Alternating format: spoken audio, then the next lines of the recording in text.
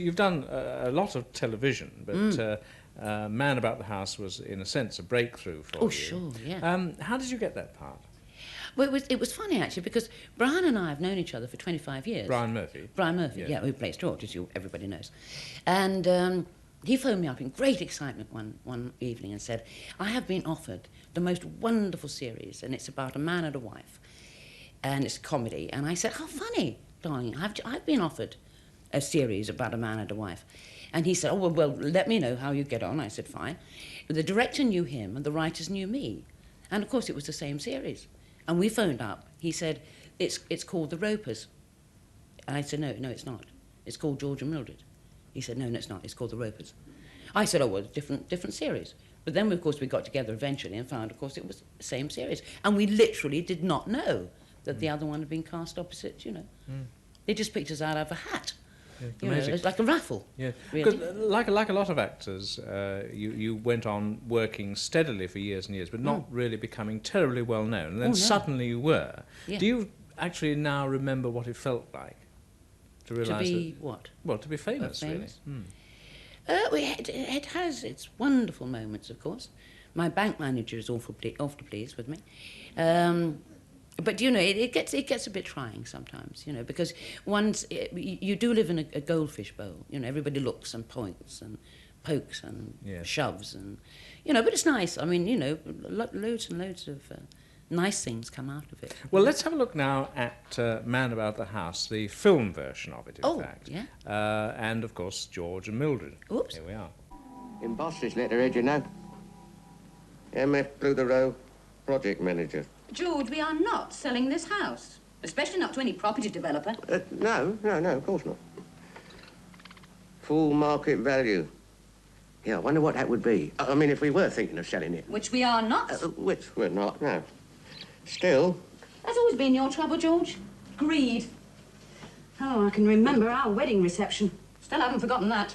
Here, look. Do you remember that happy day? Yeah.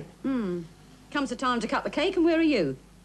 Round the boozer, collecting on the empties. I was just having a little nip to steady me nerves. Oh, yes. You came on our honeymoon as steady as a newt. Oh, well, I may have had a few, but at least I did my duty. Duty? Yeah, well, it was a long time ago, wasn't it? I still haven't forgotten. Yeah, but I'm thinking about the future now, Mildred. I mean, if they are pulling this block down to build offices, we could make a nice, tidy packet. Who told you that? Well, the blonde next door. The one with the poodle, Hazel. She said they've all got letters, the whole row. Oh, it's Hazel now, is it? On intimate terms, are you? No. She nipped me once or twice in the ankle. The poodle, not Hazel. What are you doing? I'm phoning around, George. I think it's about time we had a meeting of the Residents' Association. Yeah, well, don't have it tonight. There's a good film on the telly. Nice wedding photograph there. Yes, it's lovely, that. It was quite funny, actually, because the boys on the set thought they'd play a trick on us, you see.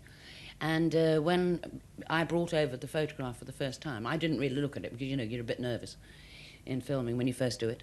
And there was this lovely picture of King Kong and a gorgon with lovely snakes, and that was our wedding photograph, and all dressed up. They thought they'd give us a little joke, which they did, of course.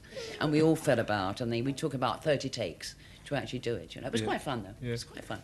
You hinted a moment ago about the business of being rather a mixed blessing, being famous. Yeah. And in particular, as George and Mildred, and being yourself, Mildred, do you find that presents special kinds of problems? Do people really believe that you and George are married? Yes, yes, which makes it very difficult for his wife. His real wife. Because she can't go to the grocers. Everybody says, oh, no, you're not. No, you're not Mrs. Murphy. She can't write out checks, you know, because it should be me. But everybody says, you know, how's George? How's Mildred? Well, when we're on our own. But the funny things happen to us, you know, like lorry drivers shout out to me, if you're not getting it home, love, why don't you look on the back of the lorry mirror? And you have to go, how lovely, you know, and all that. Well, the nicest thing that ever happened to me was a taxi driver. I was just coming out of the paper shop with my little dog, and he nearly ran me over, you see. I mean, literally. I mean, he screamed to a halt. I wasn't looking. Straight into the road, you see, because I'm never looking first thing in the morning. And I turned round, you know what taxi drivers are like, and I thought, oh, my God, you know, he's really going to roast me. And I said, I'm ever so sorry. It's entirely my fault. And he said, Mildred, don't ever do that again. We can't afford to lose you. And I went. I mean, I lost my eyelashes. I was crying, you know, with all that sort of thing. It was wonderful. Yeah. Wonderful. Yeah.